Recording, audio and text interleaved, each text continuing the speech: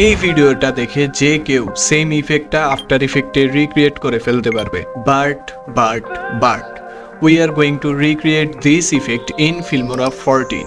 এখন প্রশ্ন হচ্ছে ফিল্মোরা 14 কোথায় পাবেন? আমার ডিসক্রিপশনে আমি ফিল্মোরা 14 বিটা ভার্সনের লিঙ্ক দিয়ে দিব, আপনারা সেখান থেকে জাস্ট ডাউনলোড করে নেবেন। বিকজ অফ অফিসিয়াল ওয়েবসাইটে এখনো বাংলাদেশে অফিসিয়ালি ফিল্মোরা 14 বেটা অ্যাভেলেবল নেই। কিন্তু এখন কথা হলো, ফিল্মোরা তো আফটার ইফেক্টের মতো 3D ফিচার সাপোর্ট করে না। নাই তো কি হয়েছে, আমরা এইটাকে একটা ফেক 3D ইফেক্টের মাধ্যমে রিক্রিয়েট করে ফেলবো। अभी मजा आएगा ना भिड़ो माल की दे रहे।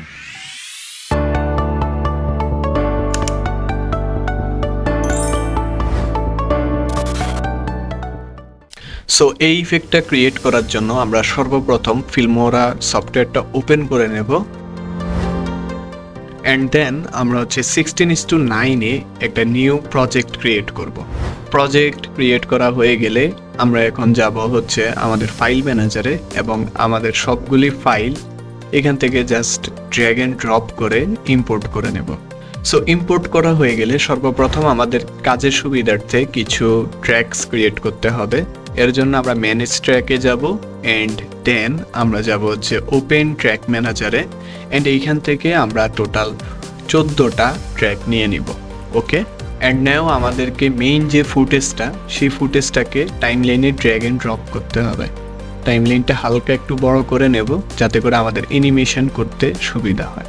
অ্যান্ড এইবার এইখানে আমাদেরকে টোটাল 4টা রেক্ট্যাঙ্গেল শেপ নিতে হবে।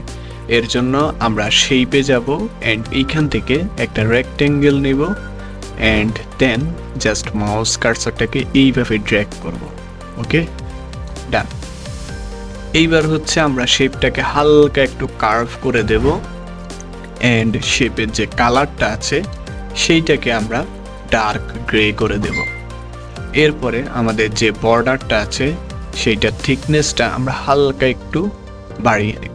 ওকে, অ্যান্ড শেপের যে অপাসিটি আছে সেটা আমরা একটু কম করে নেব, অ্যারাউন্ড 80%। ওকে, আফটার দ্যাট আমরা যে শেপটা ক্রিয়েট করেছি সেটা আমরা একদমই নিচের টাইমলাইনে নিয়ে আসব, অ্যান্ড এইখানে খেয়াল করুন আমরা প্রত্যেক 2টা টাইমলাইন খালি রেখে এই শেপটাকে ডুপ্লিকেট করব। ডুপ্লিকেট করার জন্য আমরা সর্বপ্রথম এই টাইমলাইনে এটাকে ডুপ্লিকেট করব। এর জন্য আমরা টাইমলাইনটাকে জাস্ট প্রেস করে সিলেক্ট করে নেব, অ্যান্ড দেন Ctrl+D প্রেস করব। ওকে, অ্যান্ড আমাদের ডুপ্লিকেট হয়ে গেছে, অ্যান্ড এইটাকে আমরা একটু বের করে নেব, অ্যান্ড দেন আমরা আরও 2টা টাইমলাইন খালি রাখবো, রেখে এই টাইমলাইনের সেম শেপটাকে আবার ডুপ্লিকেট করব, অ্যান্ড এইটাকে আমরা একটু ভালোভাবে প্লেসমেন্ট করে নেব, অ্যান্ড এরপরে আমরা আরও 2টা টাইমলাইন খালি রেখে এই শেপটাকে আমরা এখানে ডুপ্লিকেট করব ওয়ান্স অ্যাগেইন। এবার আমরা এইগুলাকে সুন্দরভাবে রিঅ্যারেঞ্জ করে ফেলবো যাতে করে হচ্ছে গ্যাপগুলা সেম টু সেম থাকে, সবগুলার গ্যাপ কাছাকাছি থাকলেও হবে, সমস্যা নেই। এইবার আমরা হচ্ছে এইখানে ক্যাপগুলাকে প্লেস করব। আপনারা চাইলে ক্যাপের বদলে অন্য যে কোনো প্রোডাক্ট প্লেস করতে পারেন, বা হচ্ছে আপনার কোনো রিল বা ভিডিও সেইগুলো আপনারা চাইলে এইখানে প্লেস করতে পারেন, বাট আমি জাস্ট একটা প্রোডাক্টের মাধ্যমে দেখাচ্ছি। ওকে, সো প্রথমত আমরা ফার্স্টটাতে প্লেস করব হচ্ছে আমাদের হোয়াইট ক্যাপটা, অ্যান্ড এই ক্যাপটাকে আমরা একটু রিসাইজ করে নেব। রিসাইজ করার পরে এইখানে এইভাবে প্লেস করে দেব। ওকে, অ্যান্ড দেন আমরা একটা টেক্সট অ্যাড করব। টেক্সট নেওয়ার পরে টেক্সটের মধ্যে মনে করেন আমরা প্রাইস লিখব ক্যাপের। আপনারা চাইলে প্রাইস বা সেটা নেম বা যে কোনো কিছু দিতে পারেন টেক্সটের মধ্যে, সেটা সম্পূর্ণটা আপনাদের উপর ডিপেন্ড করে। অ্যান্ড আমরা এই যে টেক্সটটাকে আমরা আবার এইখানে ডুপ্লিকেট করব। এই টাইমলাইনে ডুপ্লিকেট করার পর আমরা টেক্সটটাকে ড্র্যাগ করে এইখানে নিয়ে আসব, অ্যান্ড দেন আমরা আরেকটা ক্যাপ নিয়ে আসব। ওকে, সো এই ক্যাপটাকে আমরা প্রথমটার মতো করে সুন্দরভাবে প্লেসমেন্ট করে নেব। ওকে, দ্যাটস ইট। ওকে,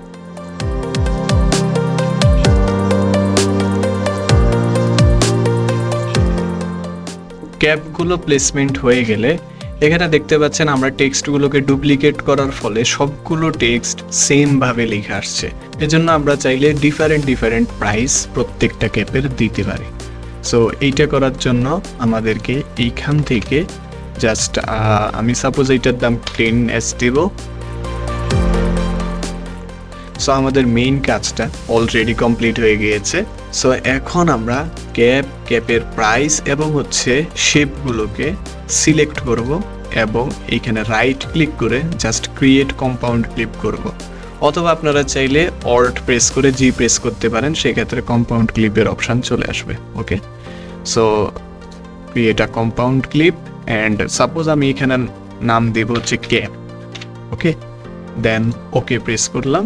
এইবার আমরা হচ্ছে এই কম্পাউন্ড ক্লিপটার উপরে ডাবল ক্লিক করব, অথবা আপনাদের যদি ডাবল ক্লিকে কাজ না করে সেক্ষেত্রে আপনারা এই ড্রপ ডাউনে যেতে পারেন। এখানে মেইন টাইম লাইনে আছে, প্লাস হচ্ছে এখান থেকে আপনারা ক্যাপের ভিতরে যেতে পারবেন। সো এখন কম্পাউন্ড ক্লিপে যাওয়ার পরে আমরা এই সবগুলো ক্লিপকে সিলেক্ট করে নেব অ্যান্ড একটা টাইমলাইন উপরে নিয়ে আসব। কেন নিয়ে এসেছি? যাতে করে আমরা আমাদের ফুটেজটাকে আবারও প্লেস করতে পারি, যাতে করে আমাদের অ্যানিমেশনটা একদম পারফেক্টলি হয়। সো এখন আমরা আমাদের ফুটেজটাকে নিয়ে আসবো টাইমলাইনে অ্যান্ড টাইমলাইনটা হালকা একটু বড় করে নিব। সো আমাদের ক্লিপটা প্লেসমেন্টের পরে আমরা এখন যাব হচ্ছে ইফেক্ট সেকশনে অ্যান্ড এখান থেকে আমরা ভিডিও ইফেক্টসে যাব। ভিডিও ইফেক্টসে আসার পরে যে ডিস্টরশন নামে যে ইফেক্ট সেকশনটা আছে সেখানে আসব অ্যান্ড এখান থেকে ডিস্টর্টিং মিরর ইফেক্টটা সিলেক্ট করে টাইমলাইনে নিয়ে আসব। নাও আমাদের এই ইফেক্টটা তৈরি হয়ে গিয়েছে। সো এইবার আমরা এই সবগুলো ক্লিপকে ধরে জাস্ট কম্পাউন্ড ক্লিপ করে ফেলবো নিচের ফুটেজটা ছাড়া।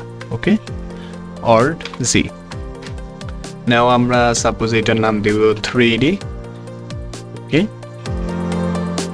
সো এইবার আমাদেরকে হচ্ছে এই জিনিসটাকে অ্যানিমেট করতে হবে সুন্দরভাবে।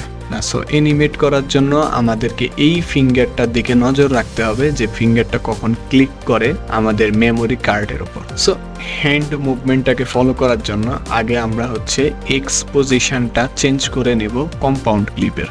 ওকে, একদম সাইডের দিকে নিয়ে যাবেন যাতে করে মাস্কিং করার পরে এই অংশটা দেখা না যায়। ওকে, সো এখন যদি আমরা খেয়াল করি সেক্ষেত্রে হচ্ছে ঠিক এই জায়গাটাতে ক্লিক হয়েছে। সো আমরা হচ্ছে এইখানে একটা হচ্ছে পজিশন কি ফ্রেম নিব অ্যান্ড দেন কিছু ফ্রেম আগে গেলে ঠিক যেইখান থেকে আমাদের ক্লিকটা শুরু হয়েছে সেইখানে আমরা হচ্ছে আরেকটা পজিশন কি ফ্রেম দেব অ্যান্ড দেন আমরা পরের কি ফ্রেমটাতে যাব যেখানে আমাদের ফিঙ্গারটা ক্লিক করেছে অ্যান্ড এইখানে আমরা জাস্ট এক্স পজিশনটাকে টেনে এই দিকে নিয়ে আসবো। এইখানে আমরা হালকা একটু সামনে যে আরেকটা কি ফ্রেম দিব অ্যান্ড যেইখানে ক্লিক করেছে সেইখানে এসে আমরা এক্স এর পজিশনটা আর একটু লেফট সাইডের দিকে নিয়ে যাব।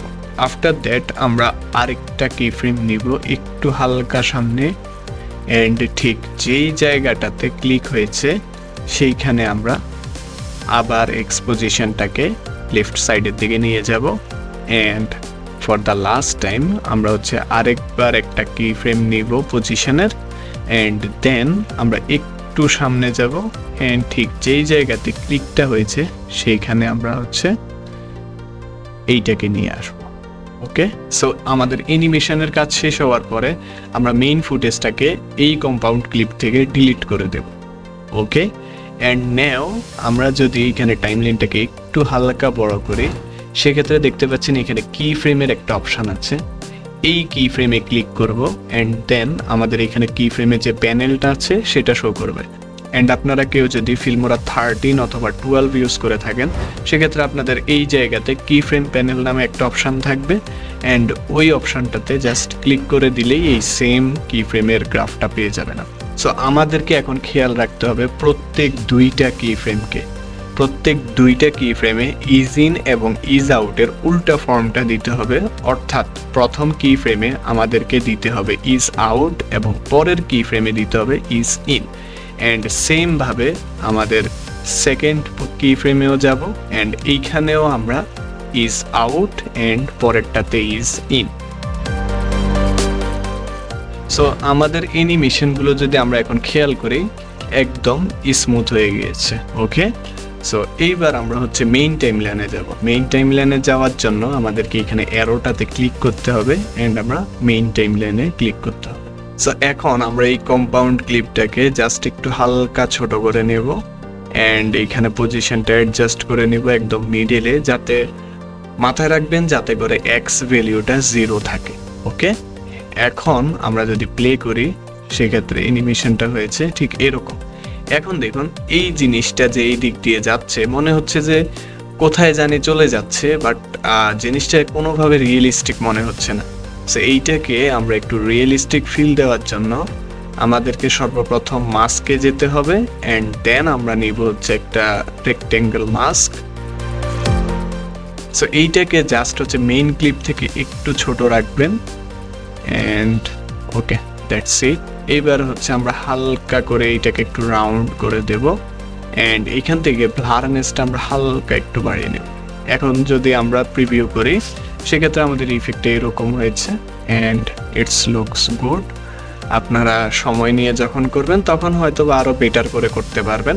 সো আজকের টিউটোরিয়ালটা এই পর্যন্তই। ভিডিও ভালো লাগলে লাইক এবং সাবস্ক্রাইব করবেন অ্যান্ড যারা হচ্ছে ফিল্মোরা এবং ক্যাপকাট বেসিক টু অ্যাডভান্স আমার থেকে হাতে কলমে শিখতে চান তারা আমাদের পেইড কোর্সে জয়েন হতে পারেন। জয়েনের লিঙ্ক এবং সকল ডিটেলস আমাদের ভিডিও ডেসক্রিপশনে দেওয়া থাকবে, সো অবশ্যই চেক করে নেবেন। ধন্যবাদ সবাইকে, আসসালামু আলাইকুম।